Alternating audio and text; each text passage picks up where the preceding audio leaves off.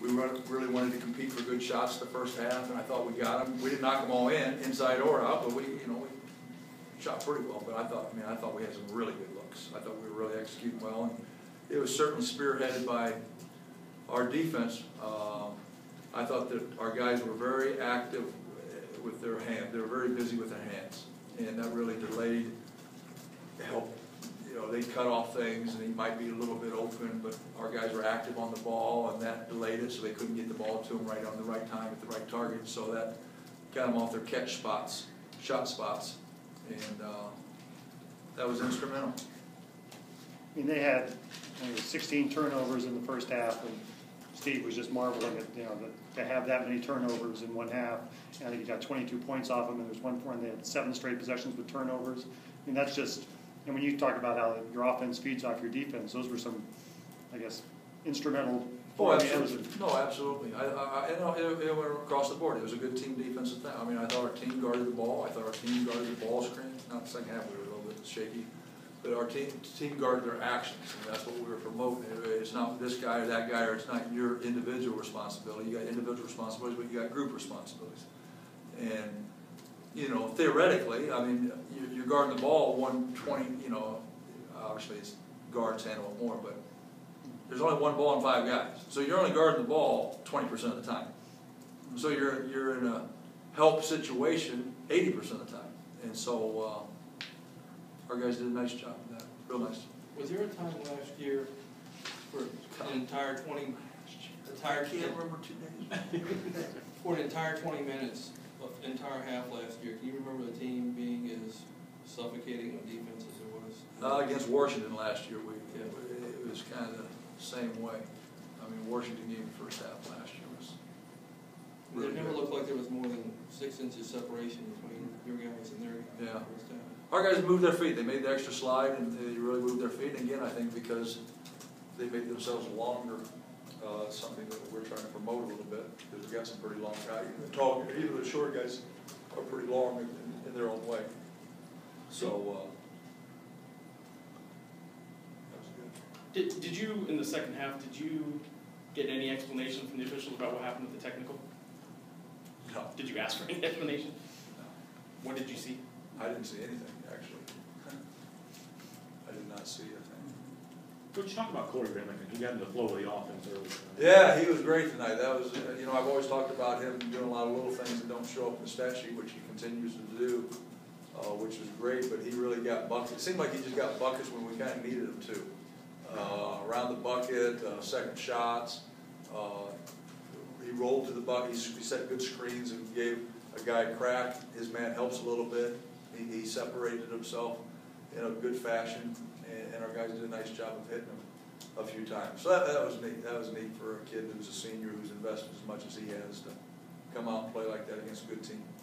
Does a game like this against an opponent like New Mexico in any way validate what you've seen before? Did you need that validation based on level of competition?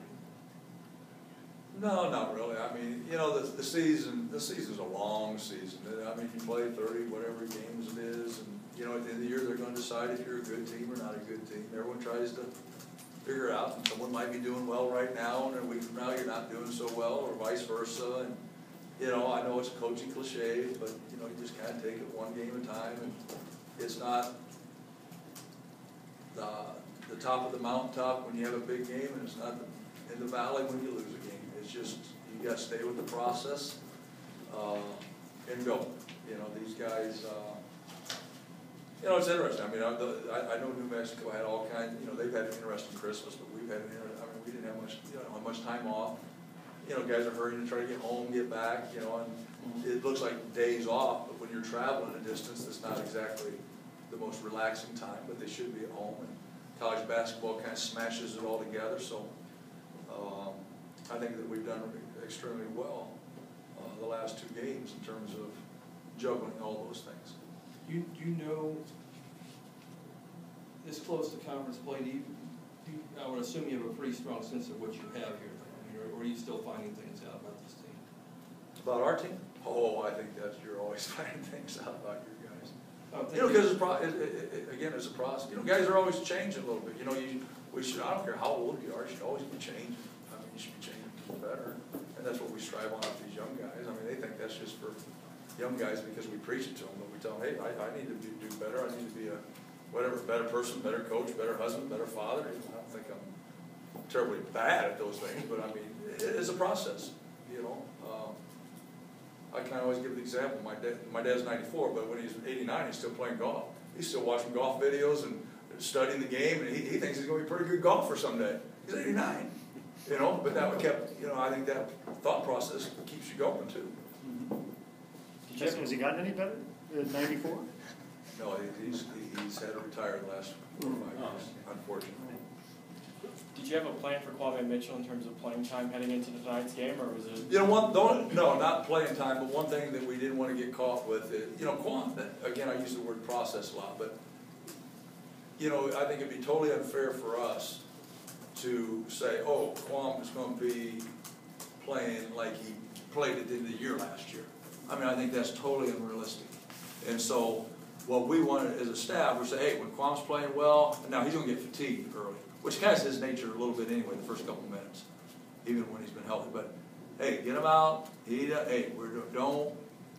Let's don't play Kwame on his reputation of what he is. Let's play exactly what's going on. If he's playing really good, that's great. But we don't expect him to play great right now. We just want him to be solid and sound, and he's doing a nice job with that. Basketball legs are completely different than other sports legs, and vice versa, or PT or treadmill, and I mentioned that last time, water exercises.